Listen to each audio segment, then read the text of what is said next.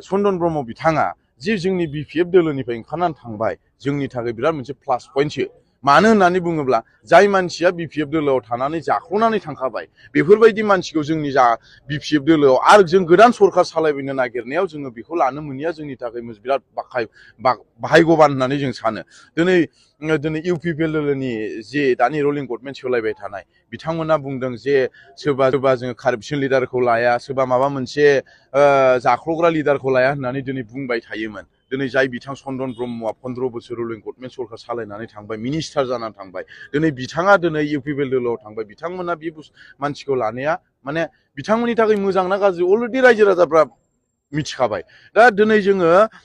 जोङो सिं दिनै जोङो रायजो राजाखौ जों जयनिं खालामगासिनो दङ दिनै जोङो 65 जन जयनिं खालामदों बे जयनिं खालामनाया जोङो दाख्लैनिफ्रायनो जयनिं खालामदों खिन्थु जोङो माखासे बुस्थुखौ जों मिडिया फेसाव जों होनाय जायाखै मानो होननानै बुङोब्ला चन्दन ब्रह्म थांनायनि उनाव जों खमाव गैयाबाबो 5000नि गोजौआव जों जयनिं खालामबावबाय बेखौ रावबो मिथिया नाथाय जों मिथियो प्राइमारि लेभेल मिथिया जों जोंनि बिपिएफ दोलोआ मिथियो गथिखे चन्दन ब्रह्म जाय बिथाङा दिनै जोंनि बिपिएफ दोलोनिफ्राय थांबाय बिथाङा थांनाया जोंनि थाखाय जेबो फेक्टर नङा आरो बिथाङा थांबाय जोङो स्ट्रंलि लैहोर दिनै कास्टम जों जिसुया सुमफ्रामारि बा सोरबा आबसुनि दैदेनगिरिफोर दिनै जगदान जागासिनो दङ आरो दिनै जाय बिथांमोना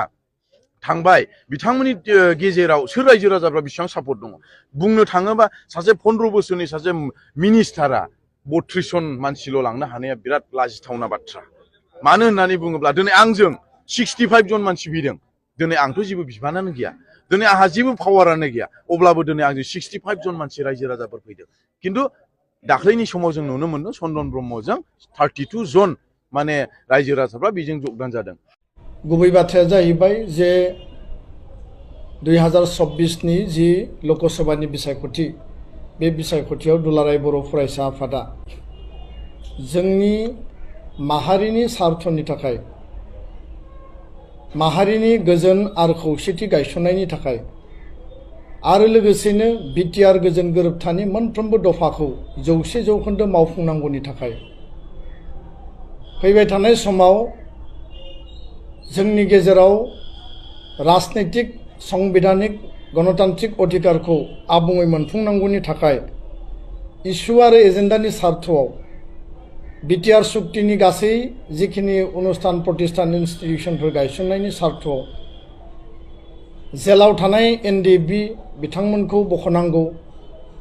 आरो गासै जोंनि केस दैखांनांगौ लोगोसेनो मार्टियार परियालनो एक्सग्रेसिया होनांगौ बे गासै गुबै एजेन्डा आरो आयदाफोरखौ लानानै जोङो माहारियारि आफाद फरायसा आफाद जानानैब्लाबो राजखान्थियारि जों एक्सारसाइज जों खालामनायनि बाथ्रा सानाखै नाथाय जोङो बे उद्देश्यखौ लानानै एनडिए जे नेशनेल डेमोक्रेटिक एलायन्स दङ बिथांमोननि बिजाथिखौ थोंजोङै जोङो मदद होदों आरो मदद होनानै खामानि मावदों बर' आइ आफा रायजो राजाखौ जोङो खावलायदों जे एजेन्डा आरो इसुनि सार्थआव बर' जातीय सार्थआव बयबो जाहाथे एनडिएनो भट होनानै जोंनि जे ग्रेटार इन्टारेस्ट दङ गिदिर जोंनि जे थांखि दङ बेखौ जाफुंसारनायाव बार्गेनिं खालामनायाव गिभ एन्ड टेक पलिसिनि आधाराव बेखौ मोनफुंनांगौनि थाखाय मदद होनांगौ होननानै जोङो अलरेडि आपिल खालामगासिनो दङ बिपिएफ दोलो हिसाबैथ' एबारनि इलेक्सनाव देरहानायनि कुनु प्रश्न गैया खारन 3 लाखनि बारा भटआव इउपिपिएलनि केन्डिडेट एबा एनडिनि केन्डिडेटआ देरहाखासिगोन ट्रेक्टर छबिया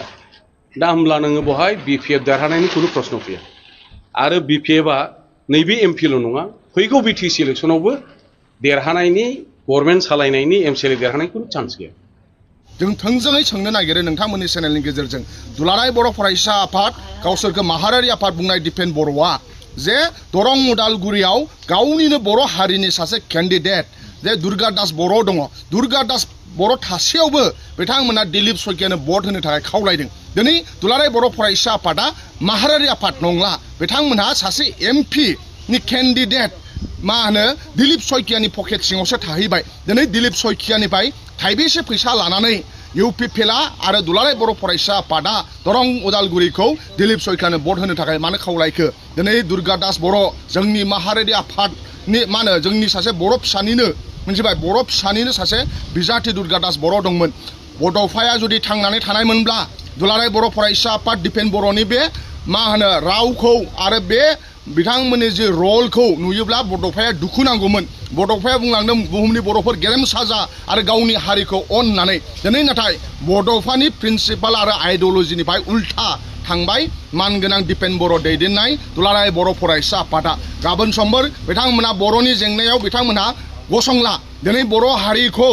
UPPL सरकारा एबेक्सन खालामदों बर'नि न'खौ सिमफायदों उन्दै उन्दै खुदियाफोरा जानो थाखाय ओंखाम गैया जादों नाथाय बैबादियाव दुलाराय बर' फरायसा आफादा राव होला दिनै भेन्सार स्कुला सरकारि जायासै बिनि सोमोन्दै बिथांमोनहा जेबो राव बुंला दिनै UPPLआ जोंनि मानगोनां फोरोंगिरि बिथांमोनखौ 10टा कलेजखौ जाबाय प्रभिन्सियेलाइज जासिगोन होननानै बिथांमोना थगायनानै दोनदों समाजनि गोरों गोरा प्रिन्सिपाल आरो प्रफेसारखौ UPPLआ थगायदों बेयाव UPPLजों लोगो नांनानै दुलाराय बर' फरायसा आफादा थगायदोंसो जों दुखुनांथाव बाथ्रा जे बर'नि थाखाय बर'खौ मास्टार रेस दानो थाखाय जोनोम जानाय दुलाराय बर' फरायसा आफाद बर' हारिनि बिफा उपेन्द्रनाथ ब्रह्मआ बे आफादावनो थानानै खामानि मावलांदोंमोन मा होनो बड'फाया अख्रां सानिफ्राय सोरगोनिफ्राय दुलाराय बर' फरायसा आफादनि बे रलखौ बिथांमोननि बुंनाय बिथांमोननि मावनायखौ नुनानै बड'फाया हयथ' मेगनाव मोदै गदों खोमा सोरगोनिफ्राय नाहरगासिनो दङ दा ओंखायनो आथिखालनि दुलाराय बर' फरायसा आफादनि जि रल बिथांमोनहा माहारियानि रल जायाखै दुखुनांथाव बर' रायजो राजाया आरो बर'नि जारिमिनाव जे मानगोनां दिपेन बर'आ प्रेस मिडियानि गेजेरजों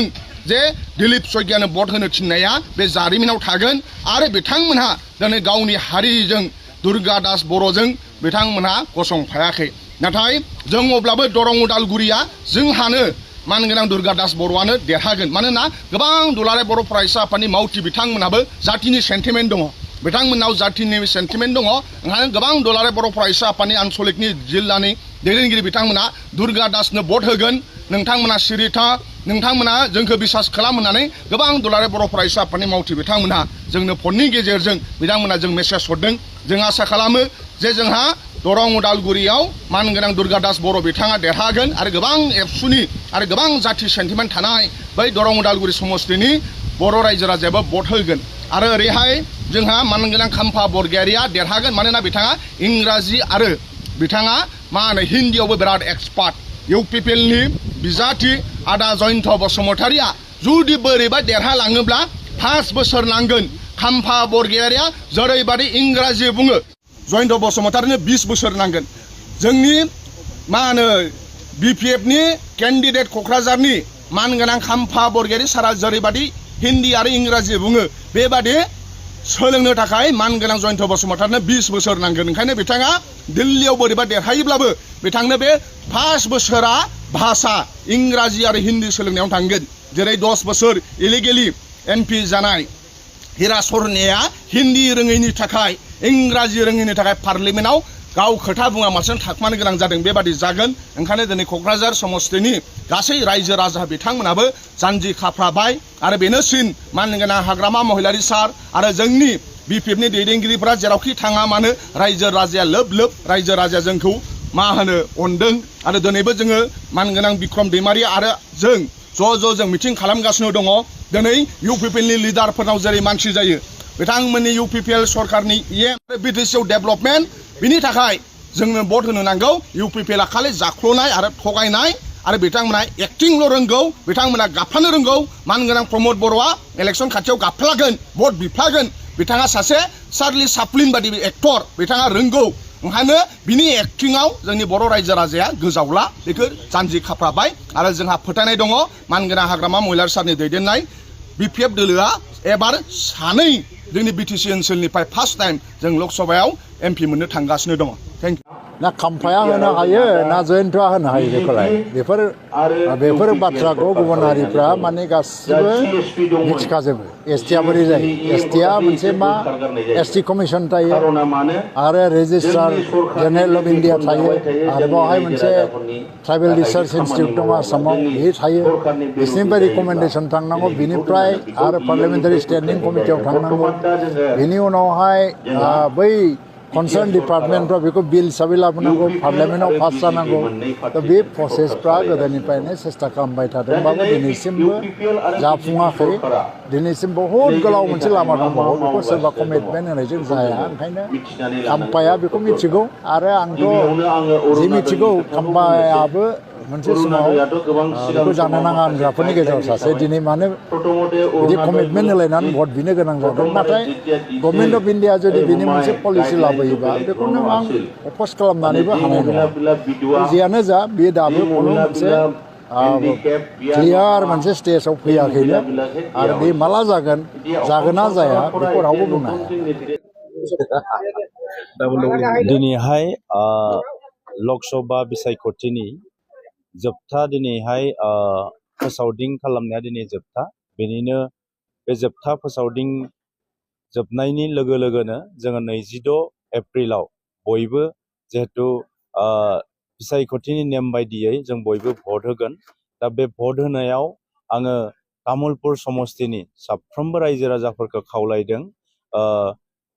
बिसायख'थिया गोजोनै बारलांथों आरो गोजोनै बारलांनायाव बयबो सहाय खालामनांगौ आरो तामुलपुर ओनसोलनि साफ्रोमबो सुबुंफोरखौ जोङो नरेन्द्र मदि बिथांनि दैदेननायाव भारतआव गोदानै सरकार दानायजों लोगोसे जों जाहाथे मुलुगावनो भारतखौ गायसननो हायो बे मिजिंजों जों दिनै प्रधान मन्त्रि नरेन्द्र बिथांखौ थामथि खेबनि थाखाय प्रधान मन्त्रि खालामनो थांगासिनो दङ सारा भारतबर्षआ दिनै बिथांनि गारांजों दिनै खौसेथियै दिनै बिथांनि सिगांगासिनो दङ बेखायनो तामुलपुरनि गासैबो रायजो राजाफोरखौबो आङो 26 खालाराव पदमफुलनि सावगारियाव भट होनानै जोंनि दिलीप शइकिया बिथांखौ देरहाहोनायजों लोगोसे जोंनि आसामनि गिबि मन्त्रि हिमन्त बिश्व शर्मा बिथां बिटिआरनि गाहाय मावफुं सोद्रोमा प्रमद बर' बिथां लोगोसे आङो प्रधान मन्त्रि नरेन्द्र मदि बिथांखौ गोख्रों गोहोजों सहाय खालामनो थाखाय बयखौबो खावलायबाय कुनु बिजेपिया बिमा बाथुल हिसाबै बर' हारिखौ माब्लाबा नायबोफेराखै जि समाव बर' हारिया मोनसे अलखदाव दङमोन बे अलखदनि समाव बिजेपिया दिनै पार्लियामेन्टआव जि भारतनि पार्लियामेन्टआव बर' जाथिनि जानानै खोथा बुंदों जि समाव हाग्रामा सरकारा बिटिसिआव सासन खालामबाय थादोंमोन बे समाव बर'फोरजों लोगोसे गुबुन गुबुन हारिफोरजों माखासे दाङाबाजि जादोंमोन बे समाव माखासे मिथिस्लाबै जाथायफोरा बे बिटिसि ओनसोलाव जादोंमोन बे समाव गुबुन गुबुन हारिफोरा दिनै गुबुन गुबुन राजखान्थि हारिफोरा बर'फोरखौ दिल्ली बायदियाव नासयदोंमोन बर'फोरखौ राजखान्थि बिथिङाव नासयदोंमोन बर'फोरखौ मोनसे गाज्रि मुं सुदोंमोन सारा भारतआवनो जे मानसि बुथारग्रा हारि किडनेप खालामग्रा हारि गुबुन गुबुन हारि होननानै बर' माहारिखौ दिनै मुं सुनाय समाव बिजेपिनि बै समनि माखासे दैदेनगिरिफ्रा दिनै इउपिनि मोनसे समनि एमपि जोंनि आदित्य जगिनाथ बिथां दा जाय मानगोनां गिबि मन्त्रि इउपिनि बिथाङा दिनै बर'नि जानानै आरो बेजों लोगोसे गोबां एमपिफोरा बर'नि जानानै दिल्लीनि माबायाव पार्लियामेन्टआव खोथा बुंदों आरो बर'फोरा जे बेबायदि हारि नङा होननानै दिनै खोथा बुंनानै बर'खौ रैखाथि होबोदों बै समावनो आरो दिनै बिजेपि सरकारनि समावनो जोंनि बेल्टिनि जोंनि एकर्ड जादों दिनै बिजेपि सरकारनि समावनो बर'नि दिनैहाय जाय सोमावसारग्राफोर एनडिएफबिआनो होन जोंनि लोगोसे दुलाराय बर' फरायसा आफादानो होन बा गुबुन गुबुन आफादफोरानो होन बै आफादफोरनि सोमावसारनायखौ सनमान होनानै दिनै बिजेपि सरकारनि समावनो दिनै इउपिपिएल बिजेपि एलायन्स सरकारावनो जों दिनैहाय मा सुक्ति जादों दा बेखौ नायनानै जों रोखायै बुंनो हायो दिनै बिपिएफ बा एलायन्स जिखिनि अपोजिसन पार्टी दोङो बिसोर दिनैहाय बांसावनाया जुक्ति गैया आरो बिसोरनि बांसावनायखौ खुनु बर' मानसिया खोनासङा दा बेखायनो बर' हारिया दिनैहाय एकर्डनि सार्थआव बिटिआरनि एकर्डनि सार्थआव दिनै बयबो दरं अदालगुरियाव पदमफुलाव दिनै भट होनो थाखाय बयबो बर'आ राजि आरो दिनैहाय क'क्राझार समस्तियाव ट्रेक्टरनि सावगारियाव भट होनो थाखाय राजि बेखायनो जोंनि बर' सुबुंफोरखौ आंनिफ्राय गुरै खावलायनाय दरं अदालगुरियाव पदमफुलाव भट होनानै जोंनि एकर्डनि खामानि जाफुंनायाव सहाय खालामो आरो जोंनि गासैबो क'क्राझार समस्तियाव ट्रेक्टराव भट होनानै जोंनि एकर्ड जौगानायनि खामानिखौ आरो प्रमद बर' बिथांखौ गोख्रोंसिम आवगायलांनो थाखाय सापर्ट खालामो